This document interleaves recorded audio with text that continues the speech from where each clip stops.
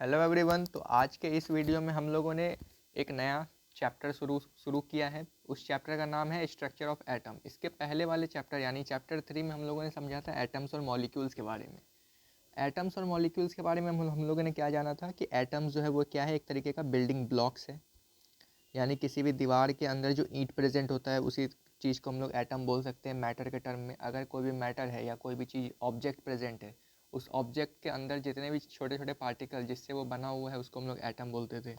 और बहुत सारे एटम का समूह या एक तरीके से ग्रुप, उसको हम लोग क्या बोलते थे, मॉलिक्यूल्स बोलते थे। तो एटम्स और मॉलिक्यूल्स को हम लोग अच्छे से डिफाइन कर लिए। अब एटम्स के स्ट्रक्चर के ऊपर हम लोग डिफाइन करेंगे कि आखिरकार एटम्स के अंदर और क्या क्या चीज़ प्रेजेंट है।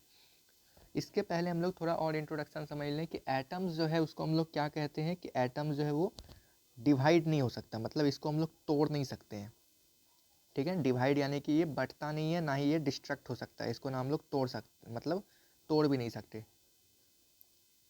ठीक, ये हम लोग जानते हैं एटम्स के बारे में कि एटम इज अनडिविजिबल और अनडिस्ट्रक्टिव। अब इसके बाद का टर्म है कि जब भी हम लोग किसी दो ऑब्जेक्ट को रब करते हैं, जैसे कि अगर हम लोग एक कॉम्ब को यानी कंघी को जब ड्राई हेयर में रब करते हैं तो वो जो हेयर है वो रिएक्ट करता है कैसे, जैसे कि उसके ऊपर कोई प्रेजेंट मतलब चार्ज प्रेजेंट आ जाता है। जैसे कॉम्ब के ऊपर कोई एक चार्ज आ गया, ठीक है। जैसे कोई एक सिल्क का कपड़े में या सिल्क क्लोथ में एक अगर रॉड को, ग्लास रॉड को रब करते हैं तो उस ग्लास रॉड के ऊपर ऐसा क्या होता है जिसके वजह से जो वो बिहेव करना शुरू कर देता है। तो आखिरकार इसके अंदर चार्ज कैसे आता है, किसी भी मैटर के अंदर चार्ज कैसे आता है। हम लोगों को पता है कि मैटर किससे बना हुआ है, मॉलिक्यूल से। मॉलिक्यूल्स किससे बना हुआ है, एटम से। ठीक है, अब एटम के अंदर हम लोग जानते हैं कि एटम डिवाइड नहीं हो सकता, तो इसके अंदर चार्ज कैसे आ गया, ना उसको हम लोग तोड़ सकते हैं, तो चार्ज कैसे आ गया। तो इसका एक ही सवाल का जवाब था कि एटम्स के अंदर कुछ ना कुछ ऐसा प्रेजेंस है चार्ज का, या इसके अंदर कुछ ना कुछ ऐसा चार्ज पार्टिकल्स प्रेजेंट है, जिसको आगे चल के बहुत सारे साइंटिस्ट ने प्रूफ भी किया कि हाँ इसके अंदर ऐसा एक चार्ज पार्टिकल है जिसको हम लोग सब एटॉमिक पार्टिकल्स भी बोल सकते हैं, सब एटॉमिक पार्टिकल्स। तो सबसे पहले 1900 ईस्वी में, 1900 ईयर्स में सबसे पहले जो साइंटिस्ट थे जे जे थॉमसन,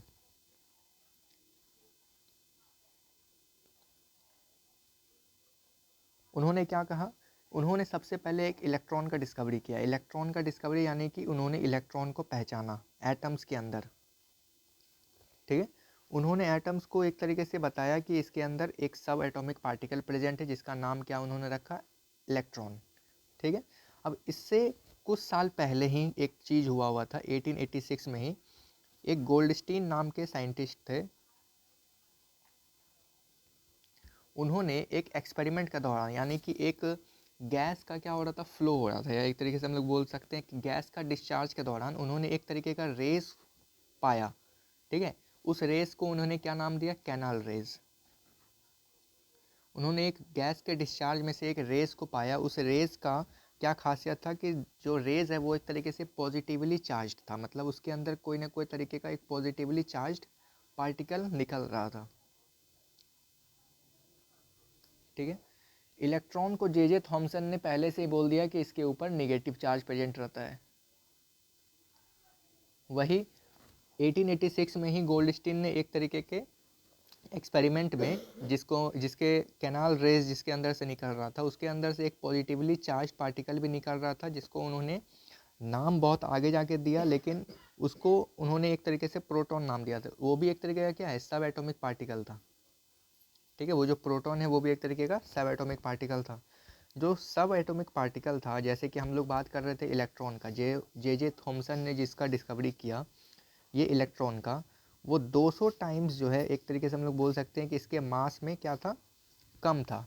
मतलब कि अगर हम लोग इसका बात करें, जो प्रोटॉन यानी कि पॉजिटिवली चार्ज्ड बॉडी के ऊपर जो चार्ज प्रेजेंट था वो 200 टाइम्स ज़्यादा था, यानी सॉरी 2000 टाइम्स ज़्यादा था किसके, इलेक्ट्रॉन के। ठीक है, बाद में इन्होंने जब जे जे थॉमसन ने क्या कहा कि इलेक्ट्रॉन और प्रोटॉन यानी कि पॉजिटिवली चार्ज दोनों प्रेजेंट जो है, वो एक तरीके से क्या बोला उन्होंने कि इसके ऊपर जो चार्ज प्रेजेंट है वो इक्वल अमाउंट में है। ठीक है, दोनों का जो मैग्नीट्यूड है वो इक्वल है। जैसे कि मान लिए अगर कि प्लस चार्ज इसके ऊपर +2 है, तो दूसरे अगर हम लोग इलेक्ट्रॉन का बात करें तो वो भी -2 इसका होना चाहिए। मतलब चार्ज जो है वो उसका मैग्नीट्यूड दोनों का सेम था, ये उन्होंने कहा था उस समय में। लेकिन अगर उसके मास के कंपैरिजन में अगर हम लोग कर रहे हैं कि अगर इलेक्ट्रॉन का मास ज़्यादा था या प्रोटॉन का मास ज़्यादा था, तो इलेक्ट्रॉन का जो मास था वो 2000 टाइम्स कम था किसके, पॉजिटिवली चार्ज्ड पार्टिकल यानी कि प्रोटॉन से। ठीक है, अब इसी चीज़ का नाम इन्होंने प्रोटॉन रखा था। ये प्रोटॉन पॉजिटिवली चार्ज को कहा जाता है और निगेटिवली चार्ज को इलेक्ट्रॉन कहा जाता है। इसको डिनोट करने के लिए इलेक्ट्रॉन को इन्होंने डिनोट किया ई पे माइनस का साइन और प्रोटॉन को ई पे प्लस का साइन। ठीक है, एक बार फिर से समझ जाते हैं। किसी भी मैटर के अंदर जो चार्ज पार्टिकल प्रेजेंट होता है, वो चार्ज पार्टिकल पहले उसको सब एटॉमिक पार्टिकल्स के नाम से जाना गया था। 1900 में जे थॉमसन ने इलेक्ट्रॉन का जब डिस्कवरी किया था, तो 1886 में गोल्डस्टीन ने क्या ऑब्जर्व किया, एक कैनाल रे में कि एक पॉजिटिवली चार्ज्ड रेज निकल रहा है। उस पॉजिटिवली चार्ज को उन्होंने बाद में प्रोटॉन नाम दिया। ठीक है, इस इलेक्ट्रॉन और प्रोटॉन को कंपेयर करने पे क्या पता चला कि इलेक्ट्रॉन नेगेटिवली चार्ज कैरी करता है और प्रोटॉन पॉजिटिवली चार्ज कैरी करता है। ठीक है, दूसरा चीज़, इन दोनों को मैग्नीट्यूड का मतलब कि इलेक्ट्रॉन और प्रोटॉन का जो मैग्नीट्यूड था, ये जो नंबर था, वो दोनों का एक तरीके से सेम कहा गया। लेकिन मास में डिफरेंस आया कितने का, 2000 टाइम्स डिफरेंस, यानी कि इलेक्ट्रॉन का जो मास है वो कम था किसके कंपैरिजन में, प्रोटॉन के। इसको डिनोट कैसे करा गया, तो e to the power minus और प्रोटॉन को p पे प्लस का साइन। ये था इतना कहानी। अब मास जो है प्रोटॉन का कैसे लिया जाता था, एक 1 unit and it charge S plus unit, यानी कि अगर हम लोग बात करें इलेक्ट्रॉन का चार्ज लिया जाता था माइनस पे, यानी कि 1 यूनिट के टर्म में माइनस पे। वही प्रोटॉन का जो चार्ज है वो +1 यानी कि प्लस यूनिट चार्ज में इसको लिया गया।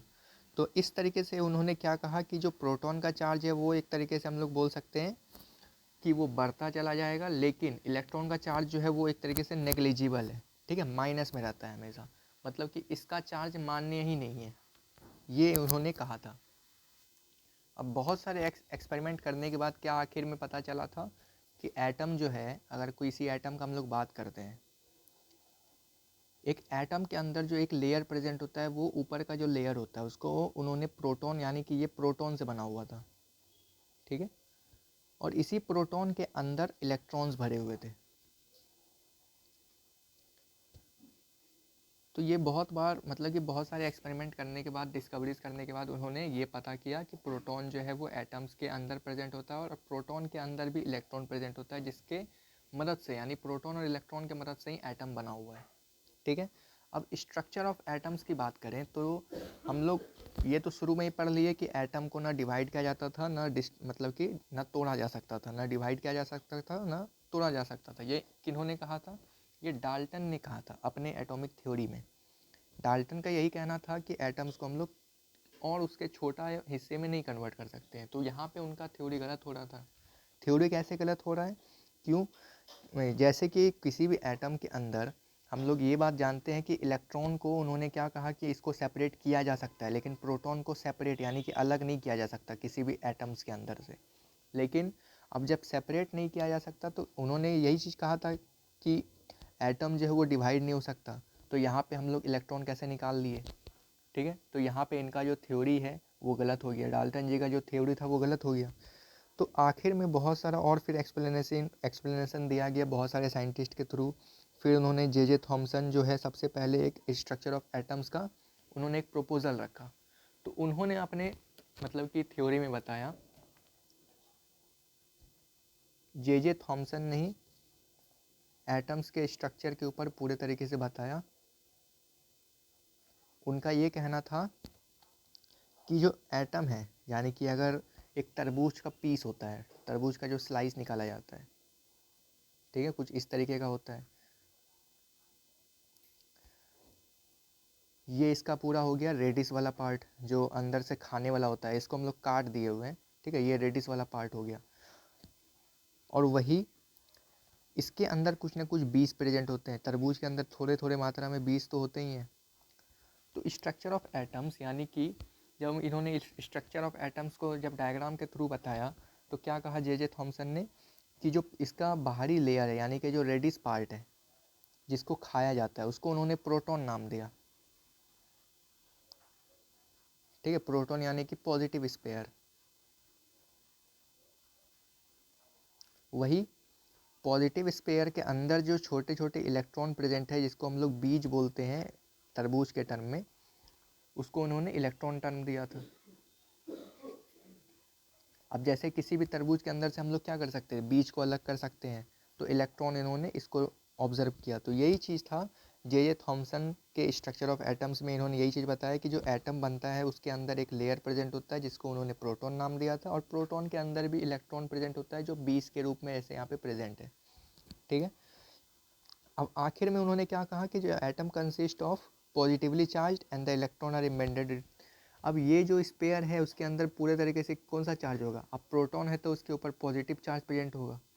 अब पॉजिटिव चार्ज प्रेजेंट है और पॉजिटिव चार्ज के अंदर नेगेटिव चार्ज यानी कि इलेक्ट्रॉन प्रेजेंट है। उनका ये कहना था कि प्रोटॉन के अंदर इलेक्ट्रॉन प्रेजेंट होता है, और जो नेगेटिव चार्ज और जो पॉजिटिव चार्ज है उसका इक्वल होता है मैग्नीट्यूड। ठीक है, ये 2 पॉइंट यहाँ पे लिख देते हैं। पहला क्या चीज़ उन्होंने बताया कि जो एटम है consist of positively charged particle या स्पेयर जो भी बोल दें, और इलेक्ट्रॉन आर एम्बेडेड लिख देते हैं, एम्बेडेड यानी कि अंदर में उसके रहता है।